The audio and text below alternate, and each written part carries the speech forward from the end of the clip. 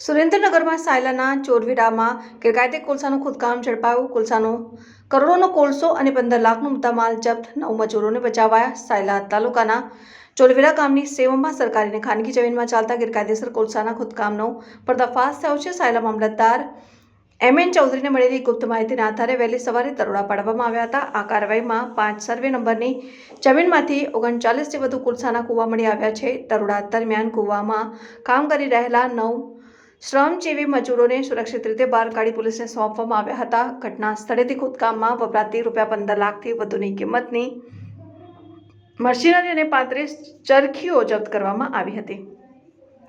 આ ઉપરાંત ખોદકામ માટે ગેરકાયદેસર રીતે વીજળીનો ઉપયોગ થતો હોવાનું પણ સામે આવ્યું છે, જેમાં 4 વીજ કનેક્શન મળી આવ્યા છે. પ્રાથમિક તપાસમાં અંદાજે 200 ટનથી વધુ કોલસો હોવાનું અનુમાન છે, જેની કિંમત કરોડોમાં થવા પામી છે. હાલ આ ગેરકાયદેસર પ્રવૃત્તિમાં સામેલ જવાબદાર વ્યક્તિઓ સામે કાયદેસરની કાર્યવાહી હાથ ધરવા માટે ખાણ ખનીજ વિભાગ અને પોલીસ દ્વારા વધુ તપાસ કરવામાં આવી રહી છે.